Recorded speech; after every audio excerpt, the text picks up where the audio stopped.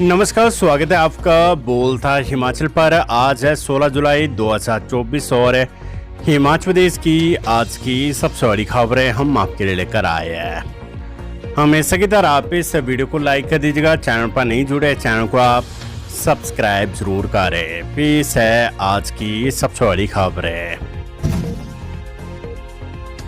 School शिक्षा board धर्मशाला अब certificate गुम करना पड़ेगा 2 गुना महंगा। स्कूल शिक्षा बोर्ड ने 16 साल बाद बढ़ाया शुल्क।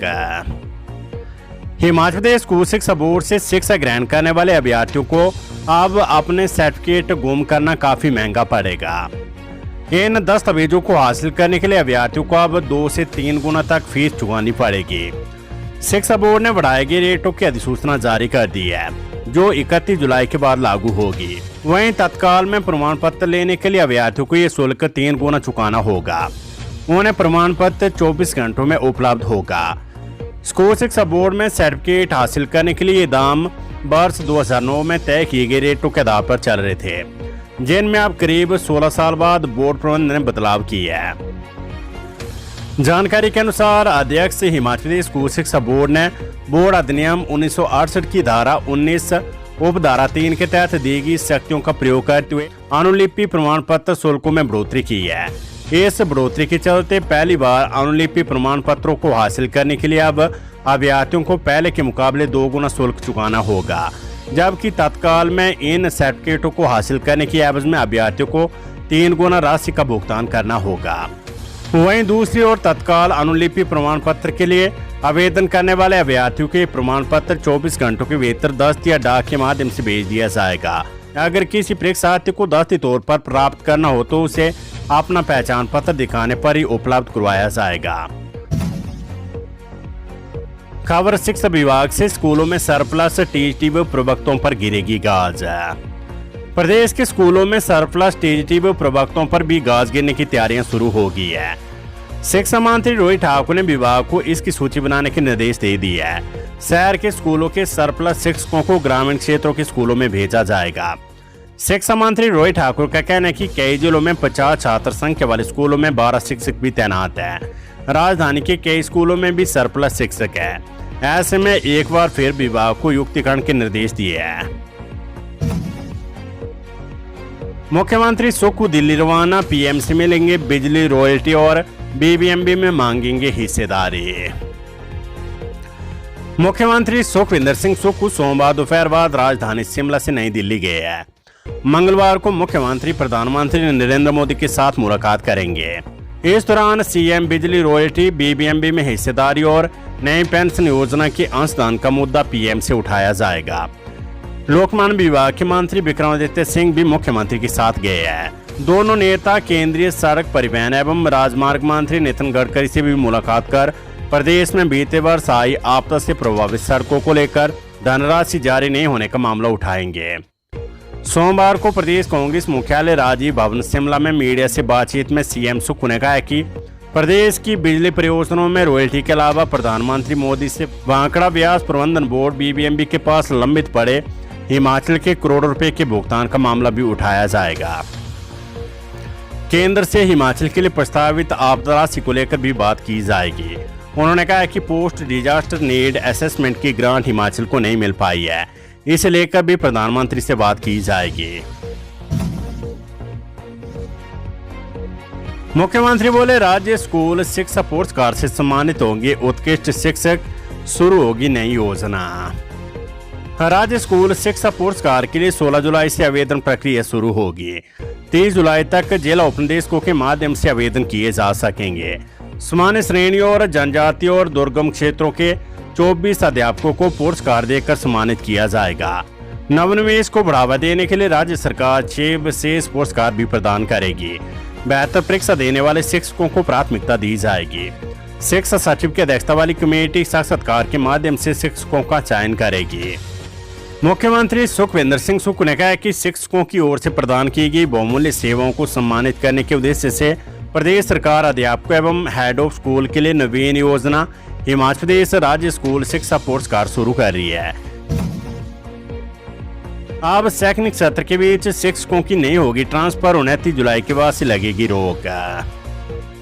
शिक्षा विभाग में 29 जुलाई के बाद शिक्षकों की ट्रांसफर पर रोक लग जाएगी। सरकार ने यह निर्णय इसलिए लिया ताकि शैक्षणिक सत्र के बीच में शिक्षण कार्य प्रभावित न हो। इसे देखते हुए मानसून ब्रेक समाप्त होने के तुरंत बाद 29 जुलाई से शिक्षकों के तबादलों पर रोक लग जाएगी, जिस पर सख्ती से अमल होगा। ऐसे में अब जेबीटी, टीजीटी, पीजीटी, डीपी व अन्य शिक्षक शैक्षणिक सत्र के बीच में ट्रांसफर नहीं करवा पाएंगे। हालांकि विशेष परिस्थितियों में मुख्यमंत्री तबादला करने के लिए अधिकृत होंगे। विभाग की माने तो शैक्षणिक सत्र के बीच में ट्रांसफर होने से स्कूलों में छात्रों की पढ़ाई प्रभावित होती है। गौरव की समर वेकेशन स्कूलों में 28 जुलाई को मानसून ब्रेक समाप्त हो रही है। इस ब्रेक के बीच शिक्षक अपने ट्रांसफर करवा सकेंगे, लेकिन मानसून ब्रेक समाप्त होने के बाद शिक्षा विभाग में उक्त प्रक्रिया पूरी तरह से बंद हो जाएगी। इस दौरान शिक्षा विभाग को भी ट्रांसफर की फाइलें 29 जुलाई के बाद न भेजने को कहा गया है। शिक्षा मंत्री का कहना है कि अब शैक्षणिक सत्र के बीच शिक्षकों की ट्रांसफर नहीं होगी। 29 जुलाई के बाद शिक्षकों के तबादलों पर रोक लगा दी जाएगी। कांग्रेस सेवादल ने विधायक सुदर्शन बबलू को चुना यंग ब्रिगेड का अध्यक्ष। हिमाचल प्रदेश कांग्रेस सेवादल ने यंग ब्रिगेड में बदलाव किया है। विधायक सुदर्शन बबलू को दोबारा से अध्यक्ष नियुक्त किया गया है। कांग्रेस सेवादल के राष्ट्रीय अध्यक्ष लालजी देसाई के निर्देशों पर प्रदेश कांग्रेस सेवादल अध्यक्ष अनुराग शर्मा ने नई यंग ब्रिगेड कार्यकारिणी की नियुक्ति के निर्देश जारी किए हैं। संजय भारद्वाज और मस्त राम ठाकुर को कार्यकारी अध्यक्ष बनाया गया है। कुल्लू के मत्स्य पालक तोतराम को प्रगतिशील किसान पुरस्कार। कुल्लू के टाउन मछली पालक तोतराम को राष्ट्रीय स्तर पर प्रगतिशील किसान पुरस्कार से सम्मानित किया गया है। तोतराम को देश के 5 सर्वश्रेष्ठ प्रगतिशील मत्स्य पालकों में आंका गया है। मत्स्य पालक दिवस के उपलक्ष्य पर शीतजल मत्स्य अनुसंधान निदेशालय भीमताल में कार्यक्रम हुआ, जहां पर तोतराम को इस सम्मान से सम्मानित किया गया है। ग्रिल काटकर हवालात से फरार हुआ चिट्टा तस्करी का आरोपी शिमला पुलिस ने जगह जगह की नाकाबंदी। राजधानी शिमला के ढली पुलिस थाने की हवालात से रविवार रात चिट्टे की तस्करी का एक आरोपी हवालात की ग्रिल काटकर फरार हो गया है। हैरानी इस बात की है कि ड्यूटी पर तैनात पुलिस कर्मचारियों को इसकी भनक तक नहीं लगी। आरोपी के पुलिस हिरासत से फरार होने की बात का पता चलते ही पुलिस स्टेशन में अफरा तफरी मच गई। इसके बाद आनन फानन में घटना के बारे में वरिष्ठ अधिकारियों को सूचित किया गया। इसके बाद पुलिस ने आरोपी की तलाश के लिए जगह जगह नाकाबंदी कर दी है। साथ ही आसपास के क्षेत्रों की सीसीटीवी फुटेज को भी खंगाला जा रहा है। फरार आरोपी की पहचान आकाश माथुर उम्र 23 निवासी A60 परिवहन कॉम्प्लेक्स साउथ दिल्ली के रूप में हुई है। 9 जुलाई को दिल्ली के भट्टाकुपर में पुलिस ने उसे 14.61 ग्राम चिट्टे के साथ गिरफ्तार किया था। पुलिस के मुताबिक आरोपी पर क्षेत्र के युवाओं को चिट्टे बेचने का आरोप है। छठे वेतन आयोग के लाभ न देने पर मुख्य सचिव को नोटिस, मांगा जवाब। प्रदेश हाईकोर्ट ने अदालती आदेशों के बावजूद छठे वेतन आयोग के वित्तीय लाभ न देने से जुड़े मामले में मुख्य सचिव प्रबोध सक्सेना को नोटिस जारी कर 4 सप्ताह के भीतर अवमानना याचिका का जवाब देने अथवा अनुपालना शपथ पत्र दायर करने के आदेश जारी किए हैं।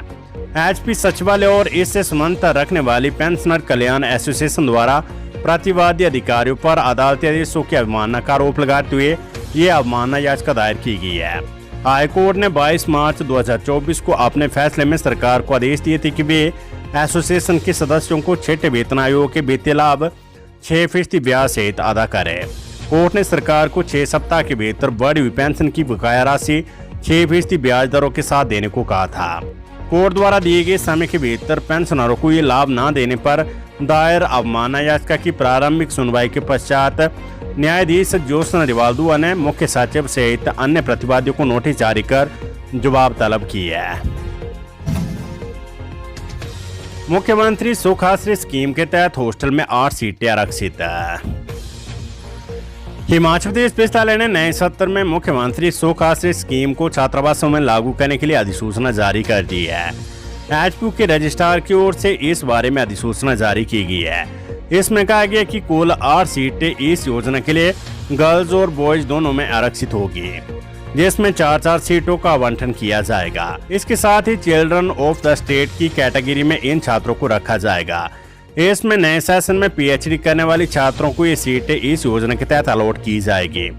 इसके साथ ही 6 अन्य सीटें पीजी स्टूडेंट को अलॉट की जाएगी जो एचपीयू से बीएड, बीए, एलएलबी और अन्य तरह के कोर्स कर रहे हैं। मेरिट के आधार पर ही इन सीटों पर छात्रों को प्रवेश मिलेगा। इसके साथ ही फाइनल मेरिट सूची चीफ वार्डन की अध्यक्षता में बनी कमेटी की ओर से जारी की जाएगी।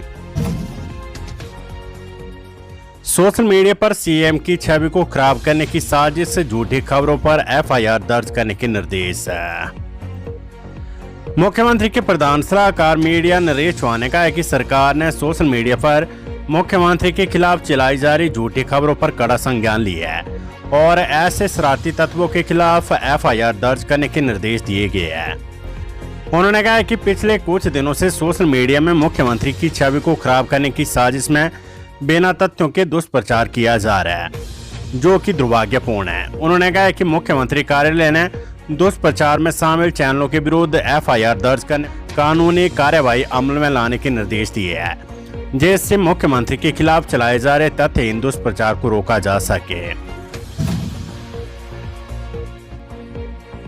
हिमाचल में 110 करोड़ से बनेंगे 96 ई चार्जिंग स्टेशन, नाबार्ड से ऋण राशि स्वीकृत। हिमाचल प्रदेश में 96 ई बस चार्जिंग स्टेशनों के लिए नाबार्ड ने 110 करोड़ रुपए मंजूर किए हैं। नाबार्ड ने 53 प्रोजेक्ट के तहत ई बस चार्जिंग स्टेशनों के लिए ऋण की राशि मंजूर की है। इसके लिए एचआरडीसी की तरफ से प्रस्ताव राज्य सरकार को भेजा गया था जिसके बाद योजना विभाग ने नाबार्ड से इसकी फंडिंग का मामला उठाया। नाबार्ड ने सरकार के इस प्रस्ताव को स्वीकार करते हुए प्रदेश में ई चार्जिंग स्टेशन लगाने के लिए 110 करोड़ रुपए से ज्यादा का ऋण मंजूर किया है। योजना विभाग ने ऋण के स्वीकृत किए जाने की प्रति परिवहन विभाग को भेज दी और इसकी प्रशासनिक अप्रूवल देने को कहा है। ऐसे में अब नाबार्ड की तरफ से मंजूर किए गए ऋण को परिवहन विभाग को 2 वर्ष के भीतर खर्च करना होगा, यानी नाबार्ड ने परिवहन विभाग को इसकी इम्प्लीमेंट एजेंसी बनाया है। वेदर अपडेट, कई भागों में 1 सप्ताह तक मौसम खराब रहने के आसार, 2 दिन के लिए भारी बारिश का अलर्ट। हिमाचल प्रदेश के कई भागों में 21 जुलाई तक मानसून की बारिश जारी रहने का पूर्वानुमान है। मौसम विज्ञान केंद्र शिमला के अनुसार राज्य के कई हिस्सों में 17 व 18 जुलाई के लिए भारी बारिश का येलो अलर्ट है। उधर ऊना जिले के उपमंडल बंगाना क्षेत्र में सोमवार दोपहर को 2 सप्ताह बाद झमाझम बारिश हुई। इससे लोगों को प्रचंड गर्मी से राहत मिली है। वहीं पर मक्की, चारी, बाजरा, तिलहन सहित अन्य फसलों के लिए भी ये बारिश वरदान साबित हो सकती है। बारिश होने से किसानों ने राहत की सांस ली है। मौसम विभाग ने ऊना, बिलासपुर, हमीरपुर, चंबा, कांगड़ा, शिमला, सोलन व सिरमौर जिलों के लिए भारी बारिश का येलो अलर्ट जारी किया है। किन्नौर व लाहौल स्पीति जिले के लिए किसी भी तरह का अलर्ट नहीं है।